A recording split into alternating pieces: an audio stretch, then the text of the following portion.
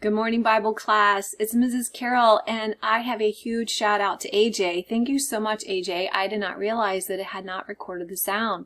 So here we go. You all, I want to tell you about the book of Jude as we now begin to wrap up the New Testament today and tomorrow. So the book of Jude is really short. In fact, it doesn't even have any chapter numbers at all. It just has verses. It has 25 verses.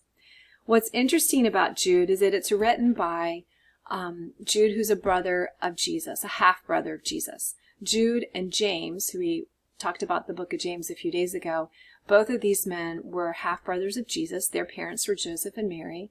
And obviously, Jesus, his father, is God. He's the Son of God. But these men became believers that Jesus was truly the Son of God after he was crucified and resurrected, and believed he was the Messiah, and so they became missionaries. And so Jude is telling us in this letter, well, not us, but he's telling, when he originally wrote this, I want to read you the first couple of verses. He says, "To those who have been called, who are loved by God the Father and kept by Jesus Christ, mercy, peace, and love be yours in abundance." So number one, that letter, though he did have specific churches in mind, groups of believers that he was writing this letter to, we are the same person. We are also people who are loved by God the Father and kept by Jesus Christ. So we can read this and say, yeah, this applies to us too. And so he says, "Mercy, peace, and love be yours in abundance. Dear friends, although I was very eager to write to you about the salvation we share, I felt I had to write and urge you to contend for the faith that was once for all entrusted to the saints."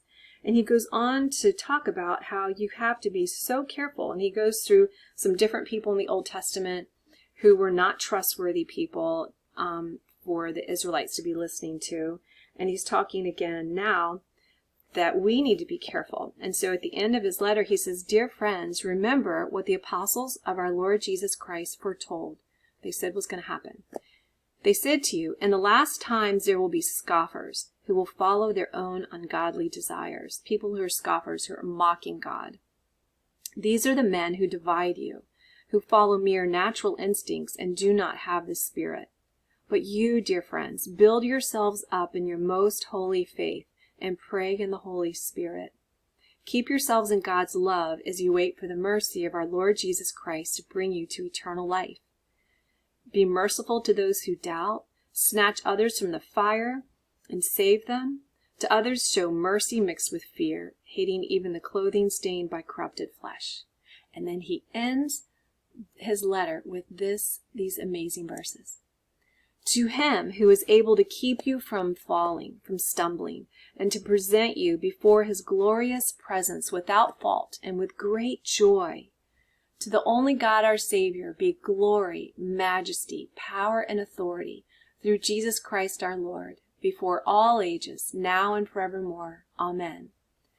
Now, you guys, what's amazing about these last two verses is Jude had no idea that the church fathers, when they decided what letters were going to be brought together into the New Testament, he had no idea that his was going to be the letter that was right before the book of Revelation.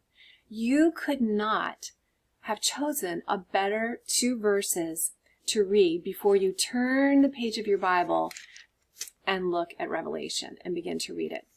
These verses here, talking about us being presented into God's glorious presence without fault and with great joy, and to God be glory and majesty and power now and forevermore. I mean, these verses are just amazing verses, and they prepare our hearts and our minds for what's about to come next in the book of Revelation. So join me tomorrow for our last day of Bible class and a day to learn a whole lot about the book of Revelation. And I hope you have a great day.